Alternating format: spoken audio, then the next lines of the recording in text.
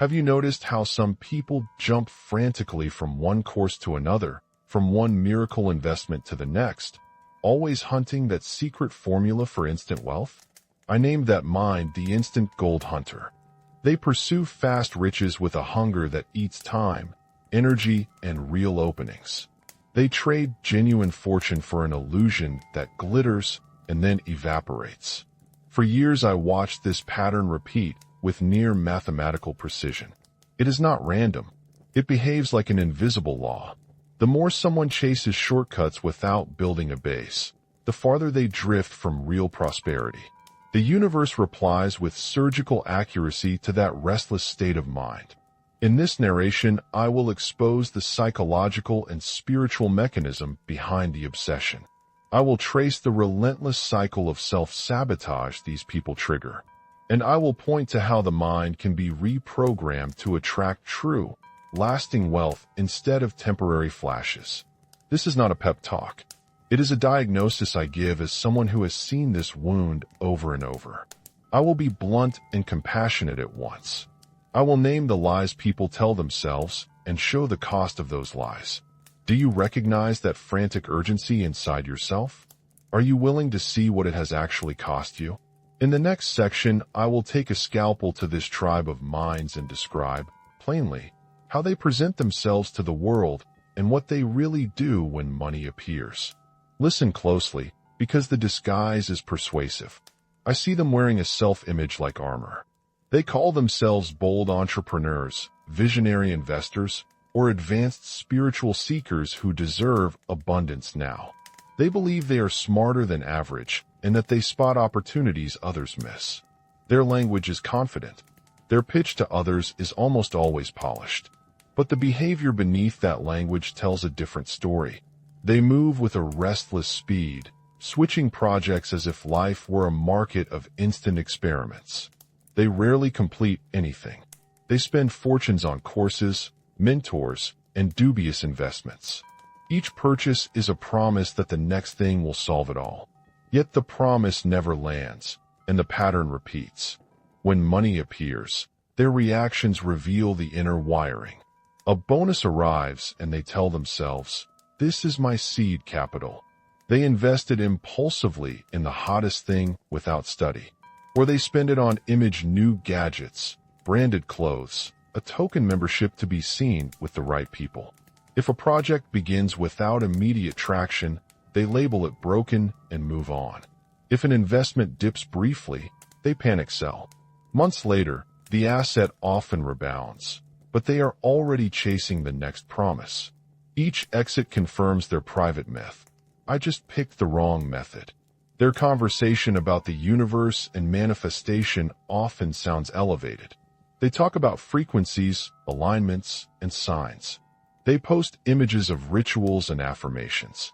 They want the miracle, but not the labor. Inside, they believe that if they only find the correct ritual or coach, the world will rearrange itself overnight. This is the core contradiction.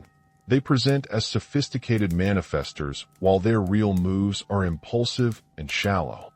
I describe their speech and actions like this because there is a pattern behind the vanity. Their external image is a defense.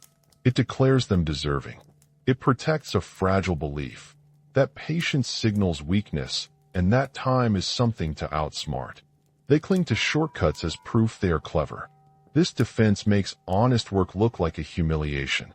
They avoid slow processes not because they lack stamina, but because their identity is invested in being seen as already arrived. Let me be precise about the stories they tell themselves. To the world they say, "I see what others don't. I can smell opportunity." Internally they whisper, "If I grind slowly, I might prove wrong what I told everyone."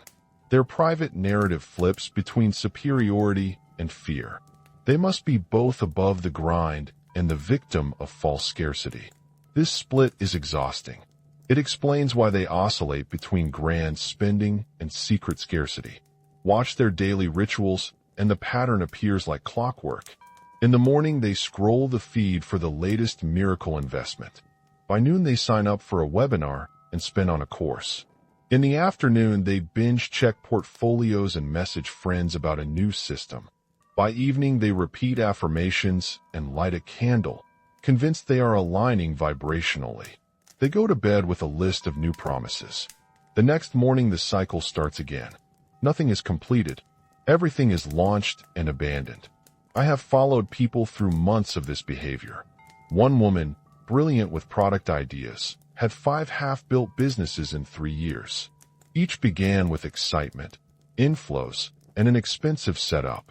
Each collapsed inside 3 months because she switched before traction. Her social profile displayed success, but her bank balance told another story. She told herself and others she was a serial experimenter. The truth was uglier. She had trained herself to desert the work just before it would pay. Another man believed the universe would deliver after he memorized a specific ritual. He paid for retreats and affirmation masters. He practiced visualizations daily, but refused the hard bookkeeping and client calls that would actually build his business. When bills piled up, he blamed the timing, not the absence of steady action. He felt morally superior to sleazy people. Meanwhile, creditors knocked on his door. His righteousness became poverty's costume. You will find the same choreography in investing. A new coin or tech emerges, and the hunter leaps with conviction. They tell themselves they are not gambling. They are capitalizing. They online argue with skeptics to reinforce their identity. When the bubble deflates, they cry foul and switch to another rumor.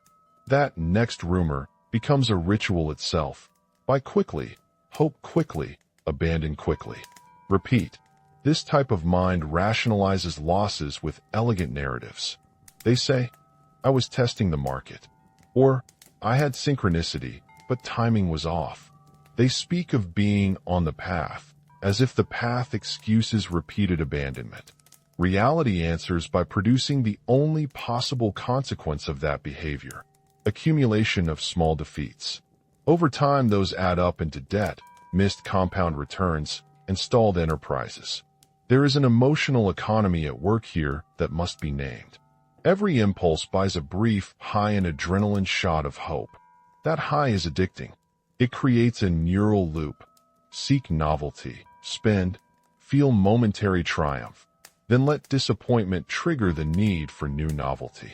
The person trains their brain to prefer short highs over sustained fruits. The nervous system learns immediacy. The soul learns inadequacy. The spiritual disguise is cunning. Promises like, the universe will come through, function as permission to avoid accountability. Saying the world must move for them lets them avoid changing their daily habits. It allows them to remain unskilled in the mundane disciplines that actually produce wealth. The law they live under is not mystical. It is mechanical. What you practice in small things becomes the architecture of your large life. You might be thinking this sounds harsh. It is, but there is also compassion here. I have sat with people in the moment of truth and seen the regret. I have listened to the quiet grief of a talented person who finally admits, I was hiding behind spectacle. Those confessions are the hinge of transformation. They are not luxury or moralizing. They are a doorway. Now let me name the contradiction plainly. They present as manifestors and visionaries. They behave as serial buyers and abandoners. They invest in image to gain status. They invest little in foundation to create lasting returns. This split is the engine of the pattern. It explains why, after years of trying everything, they are often financially stalled. At this point, you must ask, what exactly are the variations of this mind? How does the inner fear morph into different styles of self-sabotage? In the next section, I will break the tribe into clear subtypes, each with its own anatomy. You will likely recognize pieces of yourself in one or more of them. That recognition is the first compassionate and brutal step toward change. If you are finding this useful and want more honest, unsentimental work like this, consider subscribing to help the channel reach 1,000 subscribers. Leave your city and country in the comments so I know who is listening. Your support matters, and this community is only useful if it grows. You probably see now that this is not a single flaw. It is a constellation of little lies and reflexes. It allows him to avoid the slower work of mastering fundamentals. The life he assembles is a string of half-baked launches. Financially, he cycles through gains and losses with little net growth. Emotionally, he alternates between grandiosity and shame. The pattern feels clever from the outside and hollow on the inside. If you find yourself in this portrait, repeat after me. I will build depth, not just speed. Try it. Say it until your hands believe it. The shortcut hunter's release begins here. He must choose to trade novelty for the boring muscle memory of craft. Next is the spiritual gambler. He is gentler in tone, but crueler in effect. He believes abundance is purely vibrational. He practices rituals, morning visualizations, and sacred routines. He speaks with devotion about alignment. Yet he avoids the spreadsheets, customer follow-ups, and practical steps that would turn his dreams into revenue. He expects the universe to perform heavy lifting while he tends a symbolic altar. A day in his life often begins with a ritual and ends with blame. A coaching session will validate his spiritual practice while leaving his business unfinished. He will declare that financial trouble is a mismatch in vibration rather than a gap in systems. This allows him to remain spiritually pure and financially impotent. His belief story reads, "If I am truly aligned, results are automatic." The consequence is a life of beautiful ritual and fragile bank balances.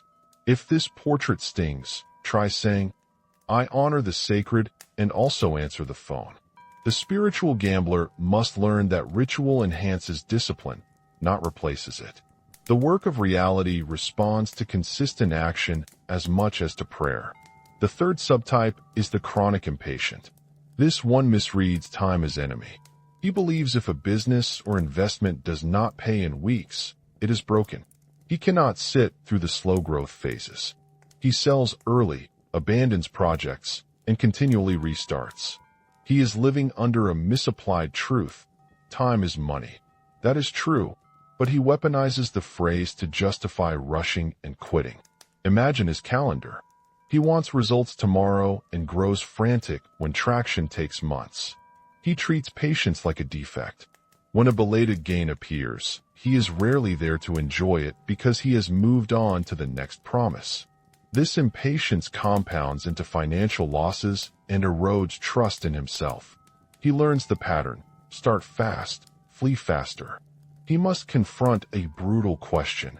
Am I running from the discipline of patience because it threatens my identity? If so, the antidote is to schedule patience, commit to a measured time horizon, and honor it. A 100-day covenant with a single project will expose whether he truly has a strategy or simply an appetite for newness. The fourth subtype is the validation seeker. He is primarily motivated by how money looks to others. For him, wealth is a social mirror. He wants the image of success before the substance. He spends on appearances, designer items, flashy courses, curated networks to simulate a position he has not yet earned. Each purchase confirms to others that he is on the way, and for a while the mirror obliges. But the cost is severe. He trades capital for applause and creates a financial stage with no audience that pays him sustainably. In relationships, he becomes performative.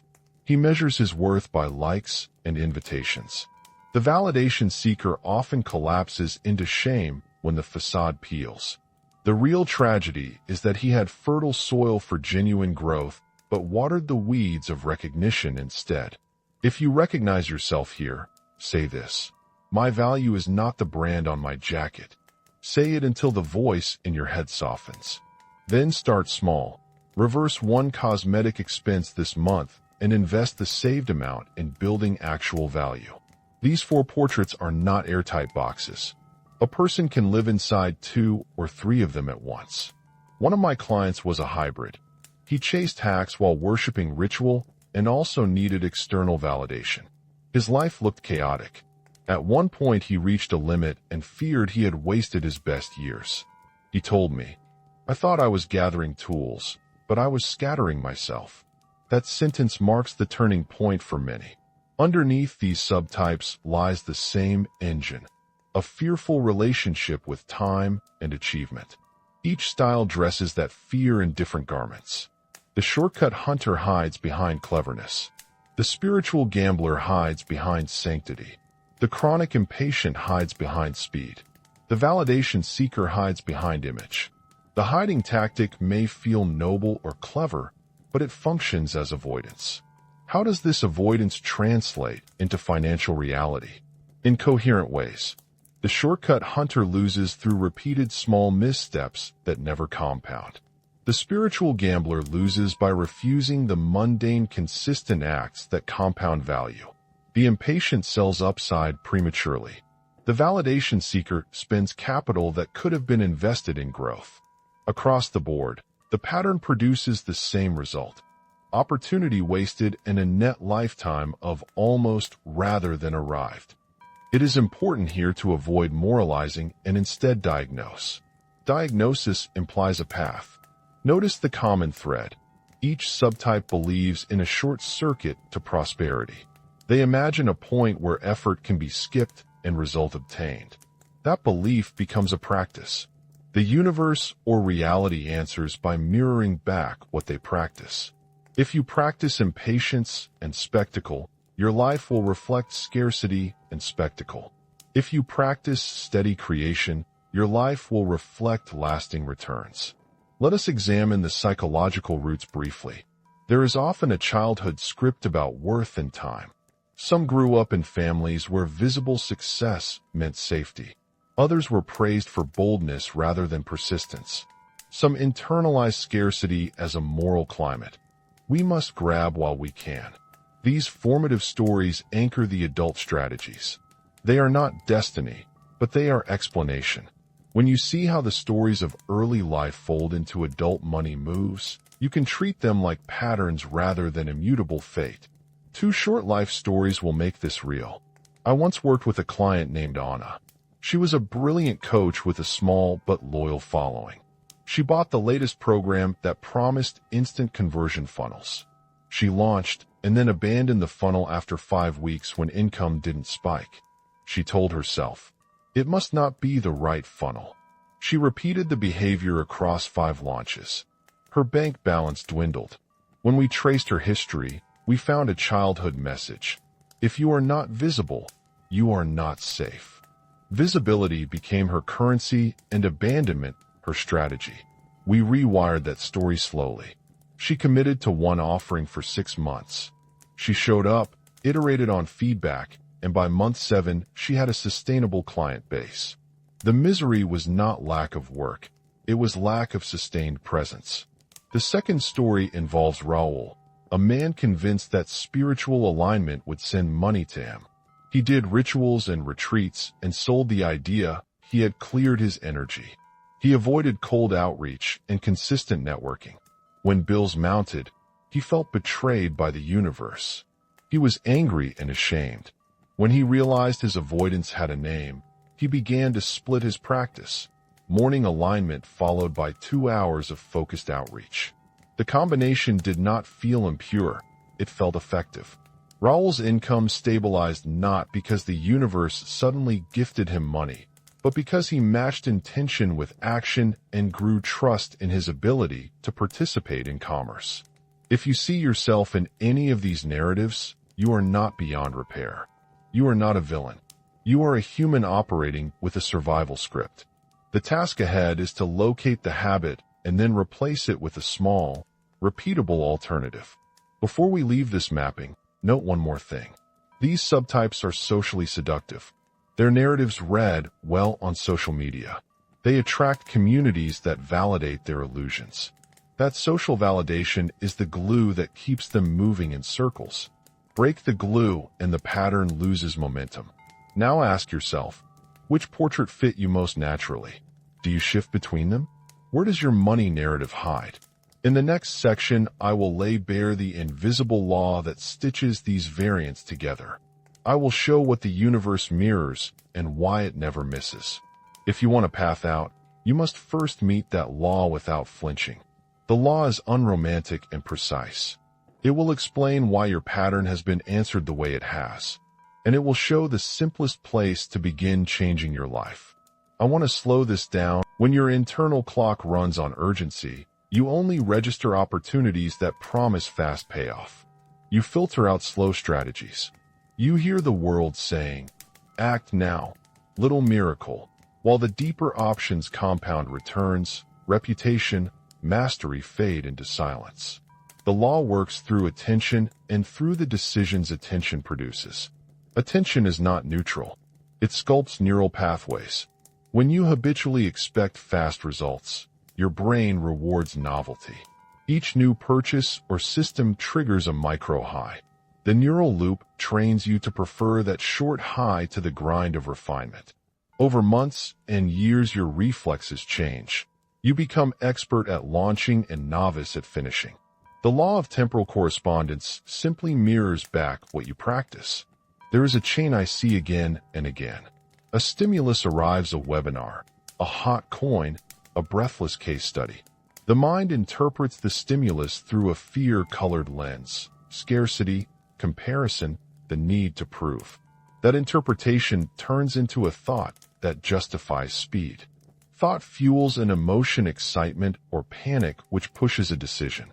That decision is usually action, a purchase, a launch, a sprint. The action interrupts longer arcs and produces short outcomes. Those outcomes then confirm the original interpretation and harden the loop. Notice the circularity. The interior script creates the exterior pattern, which then rewrites the interior script. This is where the universe shows up in people's language. They report synchronicities, signs, or misaligned vibrations. But what they are actually experiencing is the world matching the pattern they emit. If you constantly broadcast urgency and shortcut signals, you will meet offers and people who reward that currency. The universe is not judge, it is mirror. It answers with precise fidelity. That is why some of these folks feel morally righteous when scarcity hits. They sincerely believe they were faithful to the right posture, only the reality of results disagrees. I want to be careful here. Naming the law is not a cruel verdict. It is clarity. Once you see the mechanism, you stop worshiping randomness. You stop assuming you were unlucky and begin to inspect what you repeatedly send into the world. There is agency in that inspection. You can change what you send. You can alter the tempo of your mind and thus the tempo of your returns. Now let me show you how that law plays out, not as philosophical theory, but as a repeated choreography. Watch the pattern in investments, entrepreneurship, and inner rituals. Watch how minor timing errors accumulate into structural poverty. Watch how discipline, when practiced in small, unremarkable steps, turns into compound advantage. There is a difference between a life aligned with time and a life trying to outrun it. That difference is the fulcrum of what you call luck. If you are thinking this reads as deterministic, it is not. The law describes tendencies, not fate. It insists on coherence. If you change your daily rhythm, the world predictably changes its replies. But the change is not instantaneous. Temporal correspondence obeys the same time it rewards. It compounds with patience. The world will not suddenly gift you what you squandered by prior patterns. It will, however, start to offer alternatives when your mind holds a new tempo long enough for action to accumulate. That is the cruelly fair part. This is where most people stop listening. They want a cheat code. They want the moment the law will flip on its head and hand them what they always desired. There is no such moment. There is only a phase shift that arrives when the mind commits to a different climate of time, less sprinting, more seasons. In the next section, I will show the exact loop this law powers. The cycle of auto-sabotage that keeps replaying until someone chooses to make time their ally. But before I do, ask yourself, which part of your life is running on someone else's fast clock? Where have you been digging up the seed daily to see if it sprouted? Those answers matter. They are where the work begins. Once the law is understood, the dance becomes obvious. The loop I call the cycle of auto-sabotage is not mystical. It has steps. I will walk you through them in plain sight so you can recognize when you are inside them. The cycle begins with a spike, attraction to novelty. A new course launches. A new token trends. A guest post promises exponential growth. Your brain records a signal, possible escape. The signal triggers a purchase or a pivot. That purchase gives you a short, exhilarating high. You interpret the short-lived high as confirmation. You tell yourself a story about being brave, about seizing an edge. Then you set a timer, often an unspoken one by which you expect a visible result. The timer is rarely realistic. It is fueled by fear. The fear of being left behind, of being exposed as slower than peers, of losing identity. When the expected result does not arrive, impatience shows up as irritability, then as blame. You blame the method, the market, the timing, or the teacher. Rarely do you blame the schedule you set. The next move is predictable. You quit. Sometimes you cash out an investment at a loss. Sometimes you shutter a half-built business. Sometimes you unsubscribe, sell your course, burn the notes. The exit feels like a decision in your favor. You avoided more loss. You freed capital for the next big thing. That relief is another micro-reward. It reinforces the pattern. The mind records, abandon early, move on to novelty, feel temporary triumph. The loop closes and is ready to spin again. Let me show this through scenes. Imagine a person who spots a trending token before their friends. He invests a tidy sum and watches it spike. He posts screenshots. Hours later, the price dips. He panics. He sells. A week later, the token doubles. He is already on to another rumor. His ledger shows a net loss, but his social feed shows courage. Inside, he feels the corrosive sting of regret and tells himself he was unlucky. The real truth is he trained his nervous system to prefer motion to patience. Motion is not the same as compound positioning. In entrepreneurship, the play is similar and more tragic. Someone launches an online course after a weekend of inspiration.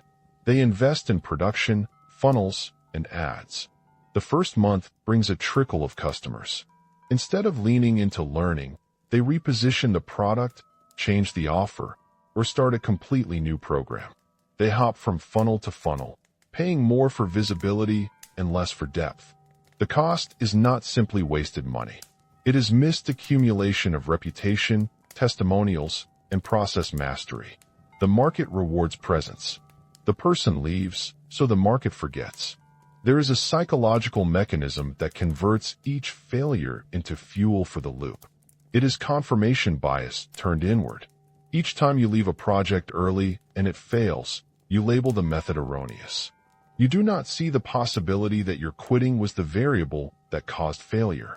That selective memory protects self-image in the short term, but deepens the pattern in the long term. The mind prefers narratives that allow identity to remain unthreatened. I tried the wrong thing is softer than I ran before the work could pay. The loop is also social. The communities around instant success messages are quick to reward. They validate the hunt. They cheer on the launch and glamorize the leap.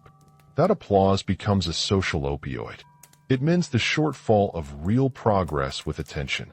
You get likes, you get stories, you get invitations. The cost is deferred and often invisible, the erosion of craft and trust. Over time, what looks like charisma becomes an expensive costume. The person is a brand more than a builder. I have seen this pattern in spiritual language as well. People believe ritual will free them from mundane responsibilities. A man will spend on retreats and daily visualizations while ignoring invoice reconciliation and client calls. He will tell me, with fierce sincerity, that he has cleared energy and is waiting on the universe. When bills stack up, the feeling is scandalous. He did the inner work. The universe failed him. He exchanges integrity for a story that preserves his identity as spiritually advanced. The result is debt and the posture of moral superiority. Here are two short cases I return to because they reveal the loop in human form. Anna bought 5 different funnel programs in 18 months. Each program promised a new architecture for fast scaling. She installed components, wrote scripts, and then abandoned them when metrics lagged. She told friends she was experimenting. When we mapped the timeline, it was clear it requires surrendering applause for results you can bank. It asks for invisible work over public spectacle. If you are hearing this and wincing, good. The loop is supposed to sting. That sting is the first instrument of accountability. The next part will not be kinder. I will show you where this loop typically breaks into collapse. I will show exactly what happens when the circus of novelty meets the ledger of life. Prepare to follow the thread to the point where patience becomes no longer optional. The next scene is where consequences accumulate enough weight to force a decision. The collapse rarely arrives as drama. It accumulates like water in a basement until one night it overflows. The signs are small at first: a missed payment, a defensive text, a call from collections. Then patterns become visible. Credit cards carry balances. Relationships strain under unpredictability. The person stops showing up to things they promised. The interior experience is corrosive. Shame grows. Anger flares. Sleep frays. And the mental soundtrack shifts from justification to emergency. Often the trigger is a single, large expenditure that fails to produce miracles. It is the 20,000 course that promised transformation, the investment in a flashy but empty startup, the retreat that consumed savings without producing sustainable clients. This big bet becoming a loss is not what breaks someone. What breaks them is how that loss lands on top of a decade of micro-exits and small abandonments. The big loss is the straw because the back is already bent. At the collapse point, you see two possible moves. One is the default, deeper churn. People double down on hustle, seek the next fast fix, and enter a panic-fueled spiral. That spiral is loud and convincing. It promises rescue through speed. It often brings more financial harm and moral injury. The other move looks smaller, but is rarer. It is the quiet, unglamorous decision to trace the pattern without scapegoats. It is the choice to stop the loop by changing the tempo inside, not by finding another external lever. I remember a man who arrived at my office with 3 collapsed side projects and a bruised sense of identity. He told me he had always been a risk taker, and he was proud of that. The pride was a kind of armor.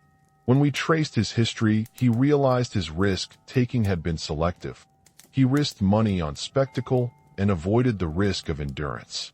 He had never given any single project the vulnerable act of staying through the season that would have required him to be ordinary for years. That admission was the pivot. He wrote a small plan, 1 offer, 12 months, and a daily schedule. It was boring. It was effective. Over time, the damage from earlier choices diminished because he had started to compound differently. The inner experience at the point of awakening is messy. You will feel grief for the time spent flitting. You will feel humiliation for the blurred ledger. You will have to reckon with the people who were collateral in your urgent narrative: partners, clients, friends. These are not side effects. They are the real cost. If you are willing to feel those feelings, they become the fuel for change. Feeling is not indulgence here. It is admission.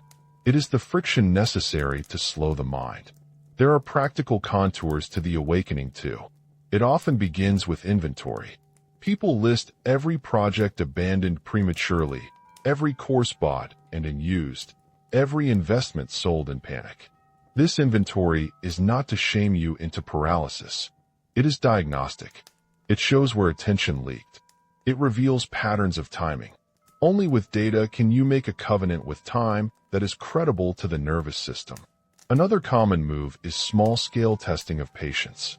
I ask people to pick one project and to give it a non-negotiable window: 3 months, 6 months, 100 days of consistent attention. No launching new shiny things. No buying parallel solutions. The effect is mechanical. The nervous system learns the muscle of staying. The market begins to recognize you because you show up repeatedly.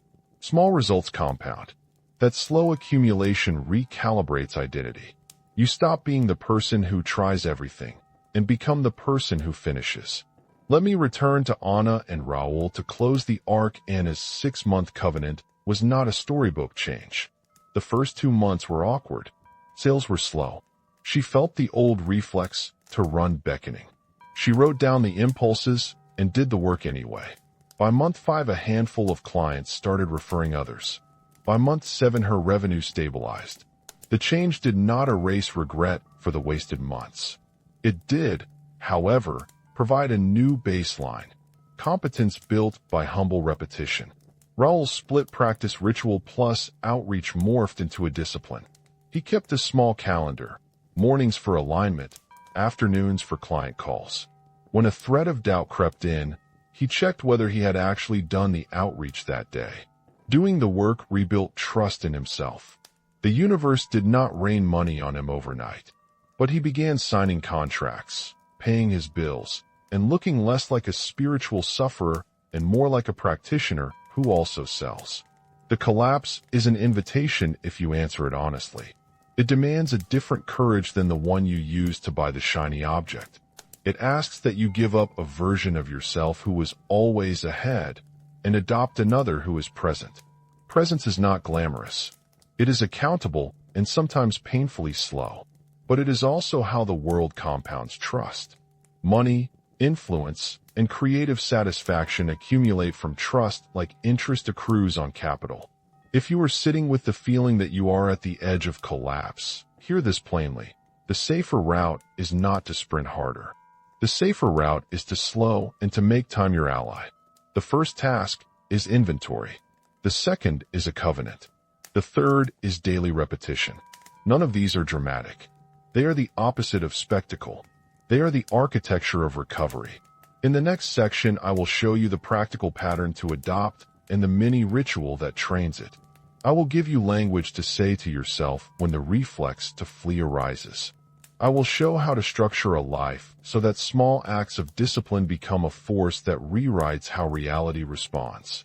If you reach the breaking point, this is where you begin to build the bridge out. But first, you must be willing to face the ledger with honesty. The first thing I tell people when they stand at the edge of change is this: abandon the idea that reprogramming is dramatic. It almost never is. Real reprogramming is a series of small, stubborn acts done when no one is watching. It is the refusal to trade time for the lie of a shortcut. It is not glamour. It is repetition. You already know the ritual I call the prosperous tree. You heard it before as steps. Now I need to show you what each step feels like in the body, in the day, in the ledger. The point is to move the idea of discipline from a moral demand to a muscle you can train. Discipline should become an organ, not a punishment. Begin by choosing the project that matters. Not the hottest idea. Not the course that promises overnight riches. Choose the work you could defend on a quiet Tuesday. If you cannot name such a project, your inner world is hungry for purpose, not for profit. Purpose is the compass. Profit is the outcome of faithful navigation. Say this to yourself: I will choose what matters, not what dazzles. Once the project is chosen, schedule. Not a vague intention. A time block you protect as if it were a meeting with the only person who can save your finances. You. Reserve at least 25 minutes a day. Make it non-negotiable. The magic is not the length. It is the enforceability. You will learn quickly how many things appear that demand your attention the moment you set a boundary. That is the test. Boundaries create leverage. When you sit, start with a micro protocol. For 5 minutes, close your eyes and name one concrete outcome you want to produce in the session. Not a feel-good word like progress. A concrete result. Draft 3 subject lines. Outline Module 2. Research 5 competitors' prices. Give your mind a target. It quiets the distraction impulse. Give your body a job. Then act. 20 minutes of focused, single-task labor. No phone. No split attention.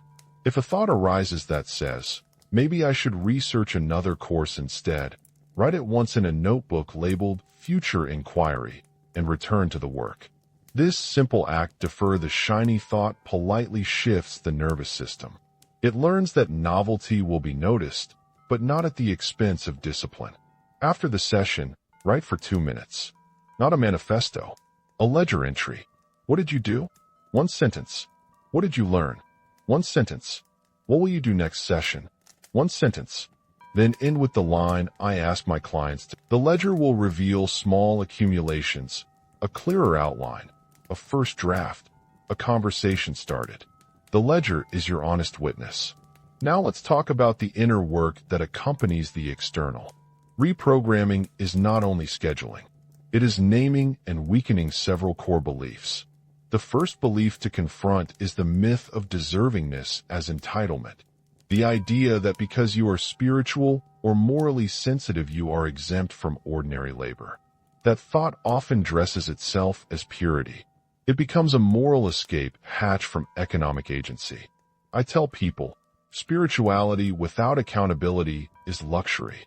Accountability without spirituality is tyranny. Both must be present. Another belief to dismantle is the obsession with singularity of method.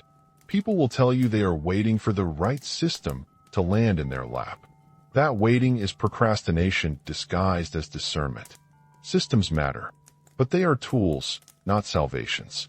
The ritual trains you to test tools with the muscle of time, not the impulse of urgency.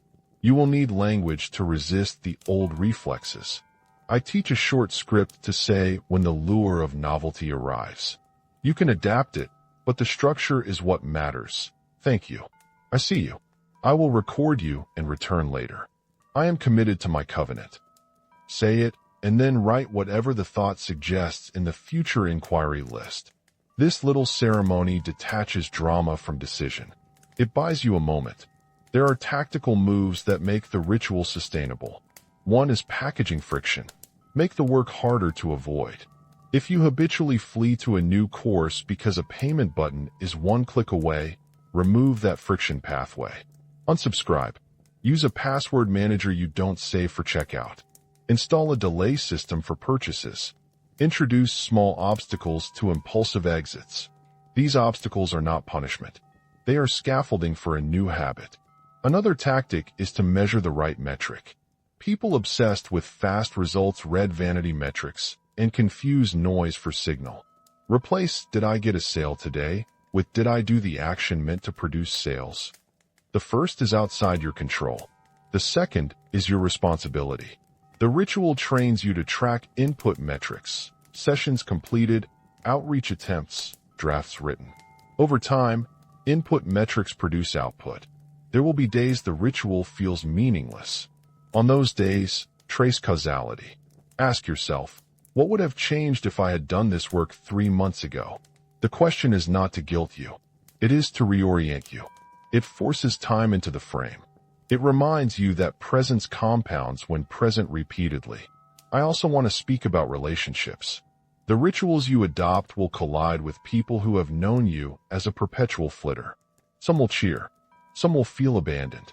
That is inevitable. You must accept the social cost. Pick small, accountable ways to communicate your change. Say, for 100 days I'm doing something consistent. I may be less available. I'm not disappearing. I'm practicing staying. Most people will understand. Those who do not often thrived on your volatility. That is data. Money behavior must be addressed in parallel. The ritual without a budget is a half measure. Create a simple budget that protects the daily practice. That might mean pausing purchases for 90 days or limiting monthly course spend to a token amount for controlled study. The budget is not asceticism. It is strategy. It tells your nervous system that you value compound presence over spectacle. Now, let me offer a more advanced layer, the weekly accountability review. Once a week, in 15 minutes, read the ledger entries from your sessions. Look for patterns. Do you see the same friction point? Is the work stalling at the same module? Use this time not to berate yourself, but to diagnose structurally. This weekly review is where small improvements compound. A 10% tweak each week multiplies across months. Part of reprogramming is also learning to tolerate a new kind of boredom. Boredom used to be a danger signal for you. It pulled you to the next shiny object. After reprogramming, boredom becomes a tool for depth. You will learn to sit inside a single problem until novelty serves the work, not the ego. I promise you, boredom felt slowly becomes confidence practiced quickly. Another element is public humility. You do not need to talk about every pivot, but when appropriate, publicly model the difference between launching and staying. Share the slow wins. A post about a long-tail referral may not go viral. It will, however, begin to recondition your audience and yourself. It recalibrates reputation from spectacle to craft. Emotional labor is part of the ritual too. You will meet grief for the days lost to flitting. You will feel ashamed for projects abandoned. This is not a side effect to minimize. It is the crucible of change. Sit with the grief for as long as it takes, then convert it into curiosity. Why did you run? What sensation felt unbearable? Often the answer is not external. It is the body trying to avoid vulnerability. Repetition teaches the body that vulnerability does not always mean collapse. You will also have to face people who profit from your old pattern. They will be kindly persistent. Coaches, sellers, friends with a foot in the circus economy will offer shortcuts. Learn to say no without drama. Practice a compact refusal. Not now. I'm committed to finishing my current work. Thank you. Keep the refusal unembellished. No explanation. No promise to reconsider. The strength of small refusals is cumulative. A practical trick: create a pause ritual for moments of high temptation. It is a 1-minute breathing pattern, followed by writing 3 sentences that begin with "If I leave now, I will lose," and end with "If I stay now, I might gain." This forces the emotional brain to map trade-offs. You are still free to choose. The ritual simply forces a more honest calculus. Let me be blunt. The prosperous tree is not a feel-good chant. It is a reallocation of dignity. You are giving dignity back to your future self by feeding it discipline now. If you want to appease your image today, you will starve your future trust. If you feed the future consistently, your present image will eventually catch up. You will see resistance in specific forms. Some people will try to speed you up with unhelpful optimism. Others will cynically say you are finally doing the boring work and mock you for admitting it. Both reactions are indicators you are moving the needle. Both can be ignored. Your attention is the currency of change. Guard it. After about 30 days of the ritual, expect the first small external shifts. 1 customer referral, a more coherent message, a single client who stays. These are not miracles. They are the arithmetic of consistency. Celebrate them privately. Do not let them become the new fetish. The danger at this stage is to confuse early traction with validation to stop the work. The sane response is to double down on the process. At 60 days, you will notice less internal reactivity to novelty. That is the nervous system learning.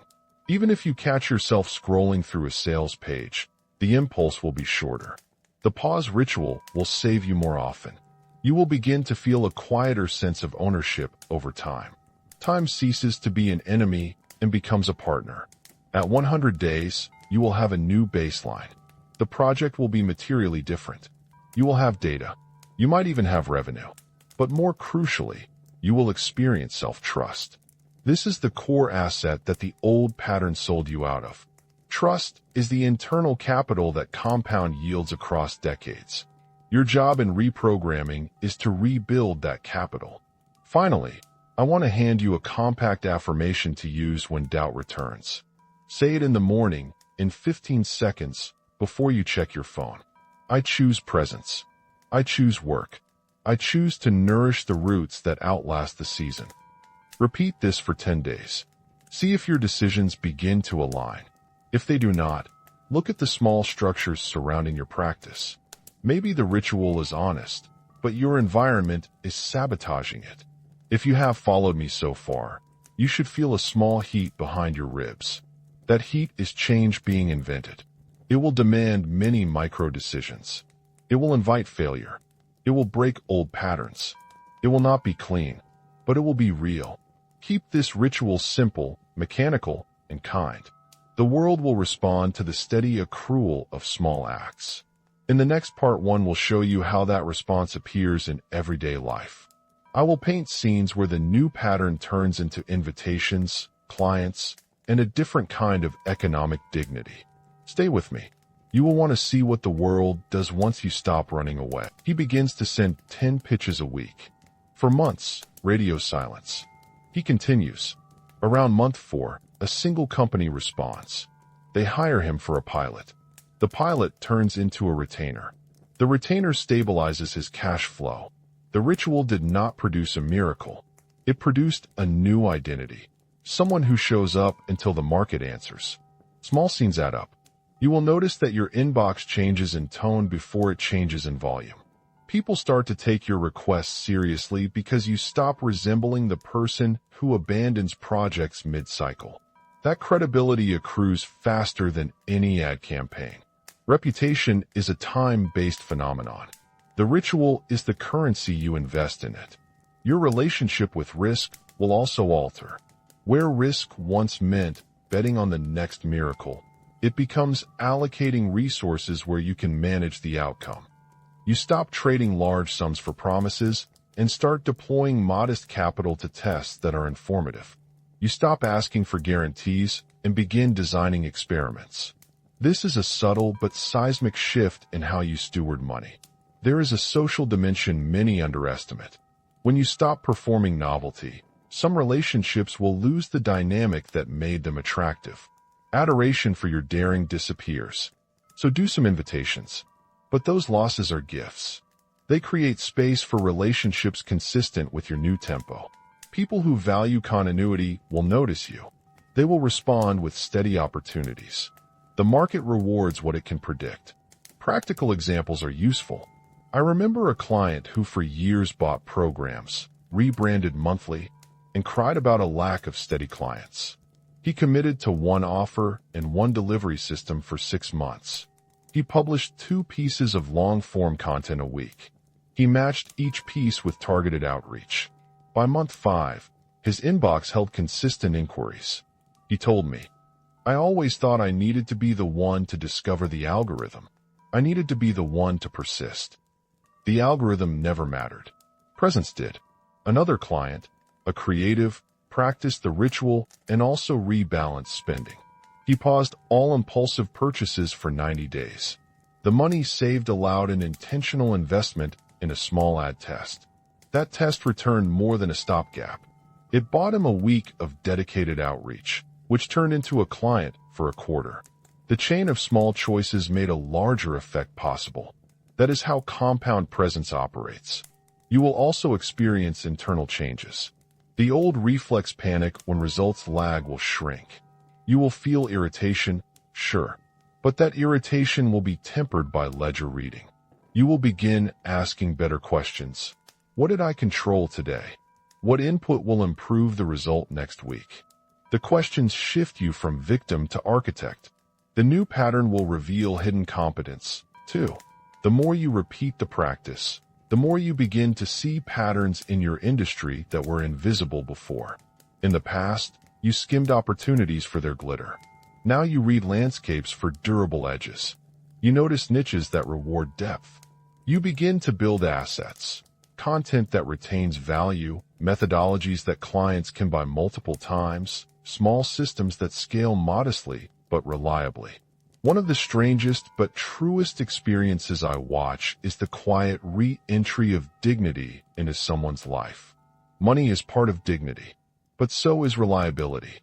When you begin to pay bills on time because your income is more predictable, when you keep appointments because you respect your own schedule, a different kind of self-regard arrives. Self-regard is an internal credit line. It allows you to take wiser risks later. The future you build will still have surprises. Not all experiments work. Not all offers land. The difference is that failure is now evidence, not identity. If a pivot fails, you document why. You iterate. You do not flee. The ritual trains the nervous system to treat failure as data. That is a skill you pay for with small acts of consistency. You should also expect relational shifts with money itself. The frantic, reactive purchases will decline. You will find yourself spending more deliberately. You may invest in a skill or a tool after a 3-week deliberation, not because a DM aligned with your insecurity.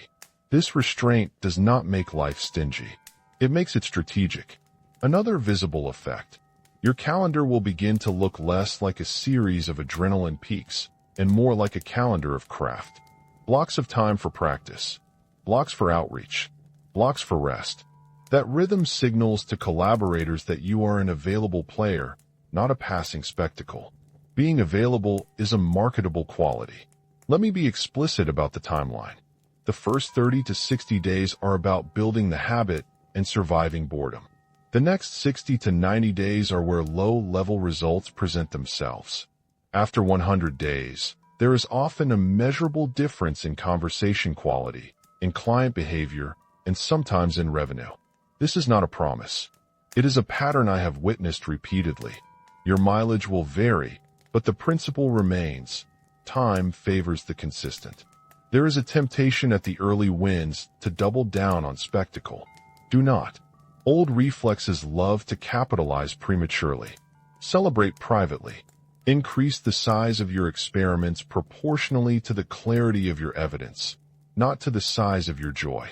If a test yields 1 client, ask whether that result is repeatable before investing the same some tenfold. Now, imagine the longer arc. 5 years of compound presence produces structural change. You will have clients who refer reliably. You will have products or offerings that map to repeated needs. Your professional identity will have mass. Opportunities will stop being random. They will be invitations consistent with your track record. At this point, the persona that once chased quick fortune will feel like a foreigner. You will be someone who built a durable capacity. Part of me wants to make this feel simple. It is not.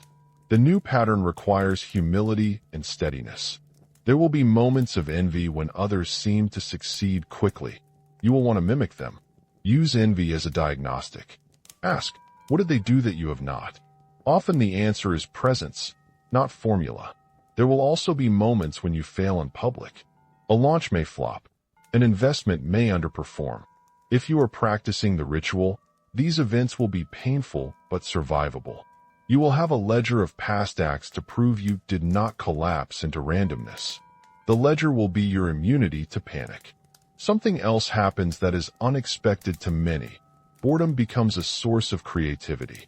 When you stop sprinting, your mind finds depth. Patterns emerge. You begin to see better product-market fit. In my experience, long-term winners rarely discover genius in splintered motion. They discover it in the slow aggregation of small improvements. I want to mention money psychology again, now in a different light. The ritual often reveals hidden scarcity narratives. People who flit often carry a deep assumption. Life will always supply another shiny opportunity. That is a kind of scarcity dressed as abundance. When you choose one project and fund it soberly, you test this story. The story rarely survives. You begin to internalize a different narrative. Resources are to be stewarded, not gambled. The future alternative is not sterile prudence. It is informed courage. You will take strategic risks because your base is stable. You will launch new offers consciously because you have a platform of trust. You will invest in scale only when the small systems are repeatable. That posture produces better leverage, not more noise. Finally, notice the spiritual dimension. Many people thought abundance was something the universe dispensed to alter performers. They performed rituals in private and expected external miracles. The new posture integrates inner alignment with outer labor. You still cultivate presence and a broad view of meaning, but you pair it with daily tests of reality. That integration is the heart of mature manifesting. The universe, as I frame it, responds to the coherence between inner posture and outer work. When those align, things change. If you are wondering whether this is worth the grief of losing certain relationships or the boredom of daily practice, ask yourself what is more intolerable: a life of impressive motion with no accumulation, or a life of less noise and more small certainties that compound into dignity. The future alternative I described is inconvenient. It is also salvageable. It is where real wealth grows. If you are still with me, you are probably imagining how to start. That is a good sign. The next part will not be gentle. It will ask you to inventory your past abandonments and name the exact costs. It will ask you to face next to each entry. Write a realistic timeline for that kind of project. How long would it have taken to produce a credible signal? Be specific. Would that course reasonably require 3 months of application? 6 months? A full year? Most of you will be surprised at how small the realistic horizon is compared to what you expected. That disparity is the clue. Now calculate the cost. Not only money, hours, friction, the collateral relationships strained by your exits, the reputational slippage incurred by starting then disappearing. Sum it. This is the ledger you have been inflicting on yourself. Own it. Saying it aloud is part of reparation. After you inventory, choose one abandoned project that still has potential and one new seed. For the abandoned project, give yourself a contract, a non-negotiable window of consistent work.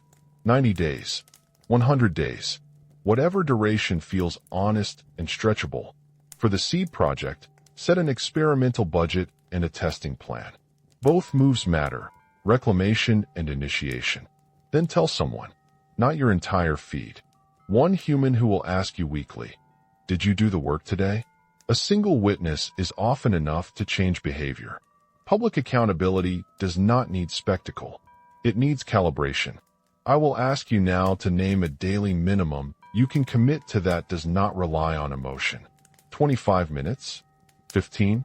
Whatever you choose, protect it zealously for 100 days. If you miss, do not let it dissolve into rationalization. Replace it the next day and write what you will sacrifice to prevent future misses. This is not an idealistic moral test. It is a systems test. Here are the exact words I want you to say to yourself when the urge to flee arrives. Not a lecture. Say it quietly, with the ledger in front of you. I will not trade my future for the seduction of novelty. I will choose one path long enough to know. Repeat it for 7 mornings. Those words change the grammar of your days. I will not pretend this is comfortable. You will grieve. You may lose people who love the version of you that was always sensational. There will be days the work feels absurdly small. You will be tempted to prove yourself through spectacle. Do not. Spectacle is the original problem. The only proof that matters is the accumulation of competence. Competence is boring until it is irrefutable. If you are ready to do the ledger now, you will already have a first taste of the work, honesty.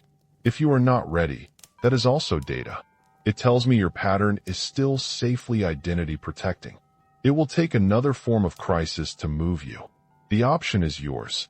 Before I close, I want to give you a minimal next step that is both useful and scary. Choose 2 people to tell about your 100-day covenant. Not acquaintances. 2 people who will hold you and call you out. Tell them the start date, the daily minimum, and the exact consequence if you break the promise. Consequence can be symbolic: a donation to a charity you dislike, a public apology, an extra day added to your commitment. Make the consequence real. Consequences teach the nervous system to prefer the covenant.